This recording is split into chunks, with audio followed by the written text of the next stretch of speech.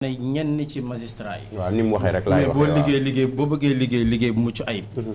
képp koo xam ne jàpp nga ni dafay def gàllankoor ci justice bi ni mu war a tëddee. c'est normal nga bëgg moom mu jóge place boobu keneen ku mën a def liggéey bu sérieux occupé ko c'est aussi simple que ça.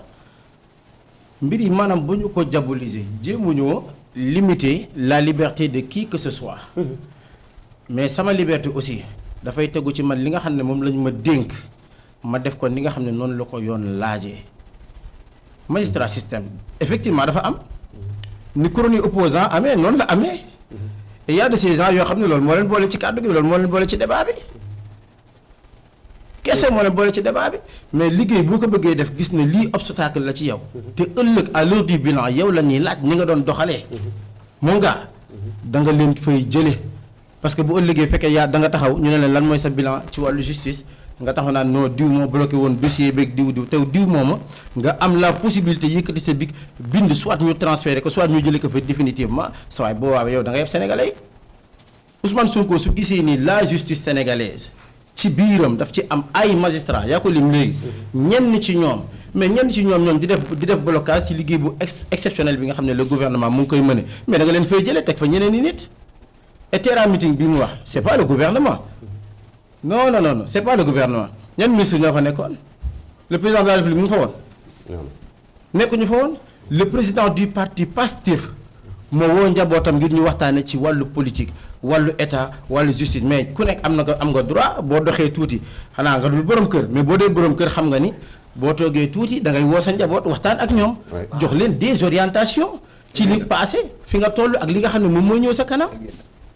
loolu lu naturel la ci wàllu politique lu naturel la ci wàllu gouvernement nit nag boo fekkee da nga ne sama droit de parole wala sama liberté wala sama nangam kii sa waay sa gémmiñ yaa ko moom sa xel yaa ko moom mais génnal sa àgga nit nga xool ba xam liberté la génnal teg tuuma ci deru nit tegoo ko fen nga xam ba xam liberté la exemple rek li mu wax nee na képp koo xamante ne nii nee nga Ousmane Sonko primature dafa am li ñuy tuddee caisse noire génnal publiquement nga déclaré wax ko gars yi defaguñ ko ba léegi xam nga dañu ko doon rumaraat bi nga ko waxee meeting ba léegi gisagoo ko génn taxaw ne Ousmane Sonko dafa am caisse noire nañ ko def te pourtant loolu lañu yàgg bàyyi muy daw ci débat public bi caaxaan yooyu moom moo war a génn ci espace médiatique bi nañ ko assainir te ni ñuy assainir espace boobu noonu la ñuy assainir feneen ak feneen justice moo ci raw.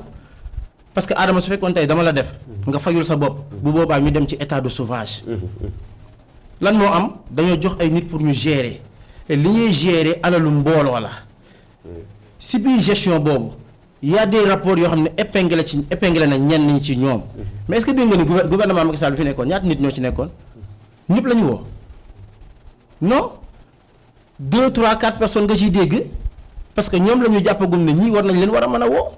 ani scandale bi dans ça ñoom ñooy le Sénégal ñoom duñ le Sénégal mooy ñun 18 millions de Sénégalais yëpp kenn ku ci nekk am nga ci sa kàddu am nga ci sa wàll c'est pas parce que da nga amoon tel ndomba tànk wala da nga bokk tel parti buñ la woowee politique la non yaa jëloon say responsabilité ñu jël la jox la poste jox la des privilèges ci budget Sénégal nga gérer mais à la fin du mandat sa waay da nga war a rendre compte ci gestion boobu bu ñu gisee ni telle ou telle chose ñàkk na cee jaar yoon mais justice dala war a woo li tax le président Ousmane Sonko interpelle les magistrats mooy justice bu la oowee nga dem soit ñu war la teg daan wala soit ñu war la teg ci yoon non dafay yomb ci yow nga dem ñibbi gaa yi nga koy ndamoo naan da ngay dem jàkkaarloog justice après nga dem ñibbi. foofu nag dinaa la fa tontu tuuti est-ce que tamit njiitul Pastef loolu it du bàyyi justice bi bañ koo wax ne ko fii ngay jaar ak fële ngay jaar mu jël ay décision comme bu ma sukkandikoo sa wax comme daf ne ñenn ñi buñ leen oowee après dañ leen di bàyyi ñu dem ñibbi juge loolu liggéeyu juge la du liggéeyu premier ministre du liggéeyu président de la république du liggéeyu benn ministre donc kon foofu est-ce que duñ ci maandu bàyyi juge bi mu def li nga xamante ndax Ousmane Sonko bul fàtte ne daana jiiñ président Sall ne ko yaay instrumentaliser li nga xam ne mooy sunu justice voilà kon yow tamit bu fekkee li mu wax nii c'est instrumentaliser la justice. waaw après naa la jox damaa bëgg mu terminer ma doog a ñëw waaw est-ce que tamit loolu yow it est-ce que instrumentaliser la justice mais soññ la. waaw Adama fi nga nekk di liggéey nii. yaa fi def liggéey bu rafet. du ñàkk léeg-léeg DG wala ne la Adama. nii ak nii orienté ko. te pourtant jamono ba nga koy def. yaa ngi libre jàpp nga ne ni nga koy defee nii la war a amee mais ki taxaw am benn œil extérieur mën na gis peut-être faay boo gisul yow. dëgg la man kooku laa gën a déglu sax. très bien finalement du noonu tey très émission bien bi nga def lii ñun gouvernement la ñu kooku laay gën a déglu. quel que soit alpha. le gouvernement. ñoom ñoo ñu ëpp des informations fuuf. ñoom ñoo ñu ëpp des moyens fuuf. li ñu mën a xam man mi nekk sama bureau tëju fi ba sama heure wàcc jot ma dem ñibbi mën naa ko bañ a xam. te pourtant fekkee da nga ni jiit nekk le chef du gouvernement. nekk chefu parti bi nga xamante ni moom moo gagné nguur gi. moom mooy diriger fi mu ne nii. bu fekkee am na kenn ku war a joxe les orientations yow la war a doon ñu nekkuñu ci instrumentaliser justice bu ñu ko doon def. Pape Malick Ndour du dem këram du dem justice ñaari yoon di ñibbi. d'accord bu ñu ko doon def. Aliou Sall du ñibbi. bu ñu ko doon def Mansour Faye du ñibbi dañ fay continuer toog ndax am nañ possibilité ñu continuer faa toog ba 2029 mais on l'a pas fait bu ñu defee ci processus gis na yow mi da nga mériter mandat de dépôt dañ la war a teg mandat de dépôt loolu mooy yoon ci justice. bu dawee ñu gis ne yow mii kat bracelet électronique nga mérité ñoom ni ñu koy ndamoo dañ la war a takkal bracelet nga dem toog te man loolu aussi lu ma yàgg a kontaan la ci justice. parce que kaso yi dafa xat nit su fekkee fii la dëkk ay mbokkam fi la ñu nekk amam fii la nekk mu am fi ndomba tànk wala amu fi ndomba tànk mais su amee possibilité nga takkal ko bracelet mu dem këram nga continuer say enquête ak say investigation man je suis pour nga takkal ko bracelet mu dem toog bokkul ak nag ñi nga xam ne da nga leen di téye aéroport bi ñu jaaree ji Gambie ces genre de personnes là il faut nga bàyyi leen ci biir kaso bi ñu toog parce que dañoo yor loo xam ne sénégalais yi ñoom ñoo ko moom ñu séddoo ko seen i biir nëbb ko seen ay gafaka ba pare bëgg a disparaître mu leen di fekk fa ñu nekk loolu il faut l'éviter. Nous encourageons encore une fois 1000 pour 1000 le président Ousmane Sonko ci li nga xamante ni moom la wax ci magistrat yi nañu ko jubbanti sa waay dama ne la nu nga ko am 1960 ba 2024 jubbanti bi du yomb ku ne dina yuuxu ba ci ñun ñii lay njëkkee ñun patriotes yi léeg-léeg jubbanti bi dal suñu kaw bien bon ñu bëgg loo xam ne du ñu ko mën a am parce que xam ne ni lii du yoon mais lan la ñuy def dañuy dellu xam ne ñun ñoo woote jubal jubbanti képp koo xamante ne ni yaa ngi Sénégal xamal ni tôt ou tard yet bi dina dal ci kaw su fekkee juboo d'accord ma daal dem rek bala may jox ma xëri Gassama ci kàddu Ousmane Sonko qui continue d'accuser ses magistrats d'avoir activement participé à des manœuvres contre certaines candidatures, affirme que ces dernières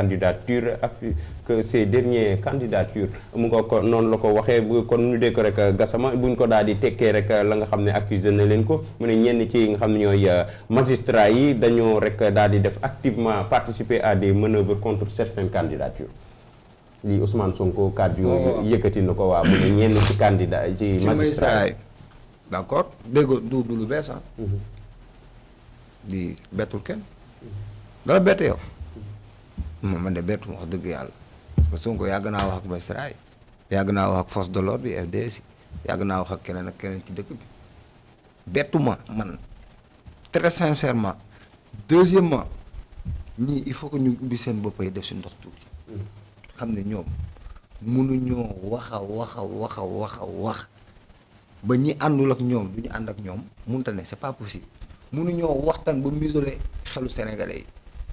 Il parle de Sénégal de patriote. Toi tu es plus patriote que moi. Pardon? Tu es plus patriote que moi. La mode interpellation boobu. Depuis tout à l'heure tu parles de patriote. Je te pose une question. Est-ce que depuis tout à l'heure je parle de patriote. Oui. Mais parle de patriote. Non, toi tu es plus patriote que moi. Non là man du ma tontu la dama ne man comme que damay wax de patriote nga jàpp ne dama gën a nekk patriote que yow mais qu'est-ce qui t'empêche de parler de patriote. man je parle pas je suis un kooku patriote. yow la sa engagement la mais man su ma neexee kaddu gu ma jël ma teg ci patriote. mais ça veut pas dire que ni maa gën a nekk patriote Adama wala maa gën a nekk patriote Gassama. ñoom ñoo yor monopole vérité. mais est-ce que c'est à toi de déterminer est-ce que c'est à toi de déterminer si cette personne X ou cette personne Y est un patriote. kan wax loolu. mais kan ma wax c'est à Ousmane Sonko de déterminer. tu te perds. C'est toi qui le perds. man waxuma ay waxi patriote. Laisse-moi terminer. déedéet non attends da nga ma interpellé. Vas-y, laisse-moi terminer. non man naa la bàyyi nga terminer mais ba ma interpellé directement. je te réponds directement. da nga ne est-ce que yaa ma gën a nekk patriote mais est-ce que dama fi wax boobu ba léegi man maa gën a nekk patriote kii que ce soit su fekkee nag sama waxin da nga ci sentir patriotisme gu ëpp noonu la mel te dafa gën a ëpp. voilà yeggali moom li may wax sax dégg ko. voilà moom man fu may waxee. foo waxee dama ne. waaw ndax moom moo ñu gën a nekk patriote. lu fi ma ne la lu fi indi wax jooju. xaar ma ñëw est-ce que moom xam na patriote dans le sens proprement dit ce que ça signifie. non non loolu la ñu woowee seen bopp. waaw waaye léegi ñeneen ñi nga xamante ne ñoom bokkuñ ci ñoom du ñu ay patriote. mais déet non attends déedéet. non dama lay laaj. Adama non dama la bàyyi nga terminer nga interpellé waaw ma terminer. mais tamit ñeneen ñeneen ci lañ bokk. mais ñoom naam. ay patriote lañ. waaw léegi ñeneen du ñu ay patriote. yow yaa wax loolu. ils ont réussi à diviser le Sénégal regardez ces gens. lan mooy loolu Adama. regardez les gens ces gens là. maa la ko wax chaque jour moo la ko. démb maa la ko doon bëgg le Pastef est un parti de manipulation. maa ko man j'en assume pleinement de responsabilité. et c'est la vérité. parce que on est des analystes politiques on fait de la politique. c'est pas en 2012 qu'on a commencé à faire de la politique hein. comme ces jeunes là hein. on maîtrise le terrain politique. d'accord. aujourd'hui on ne peut pas se lever un bon matin traiter un genre X de lu la neex.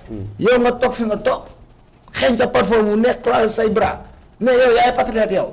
yow X bii ngay wax am papa am yaay am carte d'identité nationale Sénégal gën a la dëkk si dëkk bi sax boo xeful boo deful nang li mu liggéey ci dëkk bi wala ay doomi aadama yi muy liggéeyoo ci dëkk bi yow liggéeyoo. dégg nga ma. ñoom ñu jël catégorie seen bopp ne ñoom ay patriote lañ. léegi saa Sénégal ñaata millions d'habitants la. 17 voire 18. 18 et say nekkuñ si 19. à peu près. d'accord. waaw à peu près. à peu près. peut-être sax plus. sur le fichier électoral. y a combien d'inscrits. 7 millions la woon. je pense qu'actuellement à peu près. on est à 10 ou à 9. d'accord parce que gars yi ñu doon inscrire. y a combien de votants ñaata nit ñoo fal Bassirou Diomaye. comprendre nga. ñoom ils ne font pas l'unanimité dégg nga ma. feesal. mais nous faisons la majorité. waaw déglu ma rek même sois élégant tamit. ah déet boo ma interpellé ils ne font pas dama lay tontu rek. sois élégant demal. ils ne font pas l'unanimité. nous faisons la majorité. d'accord. xam nga l'unanimité mooy lan.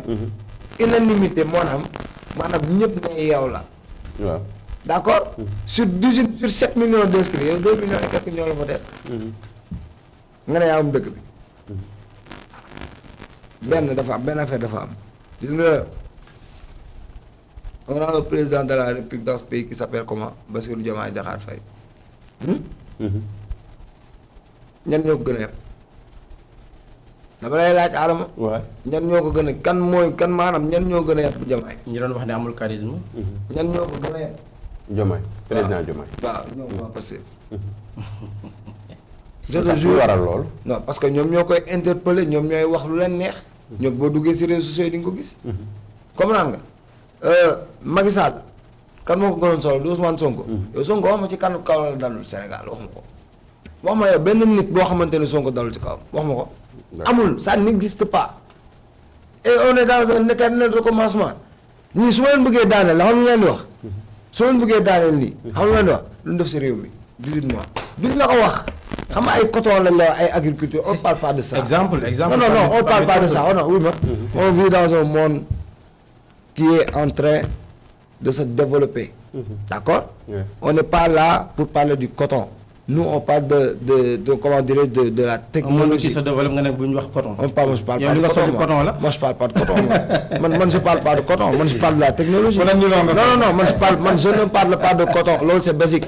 man je parle de la technologie. technologie c'est oui non déglu ma rek. déglu ma boo ma dégloo rek dégg. boo ma dégloo rek dégg xam-xam. barke Serigne Touba Mbacke. Adama on est dans un monde où on est en train de développer les intelligences artificielles. d'accord xam nga kenn rek ñu ngi koy waxtaanee nga xam ne non TFM. mi ngi dàq ay employés ak affaire yi. c'est à cause de la technologie moo tax loolu di am. et davantage moo wax la benn affaire. eux ils sont là à dire aux Sénégalais qu'ils vont créer des emplois. ta ñuy gën a dem les emplois vont se réduire. dis-moi pourquoi. parce que le monde est en train de se robotiser. il faut parler de la mondialisation loolu mooy xam-xam. mais quand tu me parles de coton wala affaire yooyu noonu man dama ne kii moom wax dëgg yàlla c'est le secteur primaire. d'accord dans un pays y a 3 secteurs. non dañuy waxtaan déglu ma rek dama lay wax. adduna bi fu mu toll nii. xam nga guerre. xam nga guerre mooy lan dóorante am. c'est pas ça. guerre froide lan la woon. c'est pas ça fi adduna bi da nga ñëw ñu indi la ChatGPT. chinois bi ñoo indi la DeepSeek. c'est la guerre des technologies fa lañ toll ñii bëgguñu ñëw bëgguñu moom naan ñu ay magistrat ay dugg na fii ay génn na fii Sénégal di gën a tagga témbe ay det ay nangam Sénégal ba léegi puusul paasul Guinée sax la raw ba nga nekkee ci réew mi ba léegi dañ lay dégradé banque yëpp la dégradé il parle des institutions aujourd'hui il peut parler de FMI ma ne les institutions de Bretton Woods ñoom ñoo doon wax ne bés bu ñu leen félicité rek commencé leen lox lui il est là à parler de FMI man ma koy déglu jamais deuxièmement toutes les institutions les Barclays yi yeneen banques yi pourquoi ils sont en train de dégrader le Sénégal pourquoi je te demande pourquoi je te dis pas qu'ils ont dégradé certes ils ont dégradé le Sénégal mais le pourquoi d'accord la FMI quand il est venu ici au Sénégal fii mënuñu dëpp kees Edouard Gemayel la ñuy wax tur bi mosut a changé première mission xam nga mu ñëwee lu mu wax le Sénégal est en situation de surfinancement xaalis bii ngeen di jël muy 450 milliards euro bon yi koy doy indi woon ñu naan 230 xaw ma nangam millions de dollars le Sénégal dafa nekk en situation de surfinancement tous les voyages sont ouverts dañ dem introduire article yi bu fekkee bëgg rek lañ bëgg benn ngi noonu boo xamante ne boobu moo bi njëkk jalon bi ñu njëkk posé après qui est sorti à déclarer que le Sénégal le pays est en ruine qui est sorti en disant que le Sénégal a en dette cachée je te renvoie à la Mozambique va apprendre la Mozambique va apprendre man je le renvoie à la Mozambique par rapport à la dette cachée pour savoir qu'est-ce que c'est l'histoire et pour savoir qu'est-ce que c'est l'économie de ton pays. Faut pas jouer avec ça. Dis donc. On n'est pas dans une forêt. On est dans un pays qui s'appelle le Sénégal. On n'est pas des animaux. On peut discuter. Mais lan mooy xooxatal lan mooy nappaate kan la moom. d'accord dis-moi dama ne ku moom man maa wax ak yow xam nga ñoom dañuy nekk fi naan ay non li mu wax ko. wala sëñ bi lu dul yàlla neen la. d'accord mu ngoog ma daal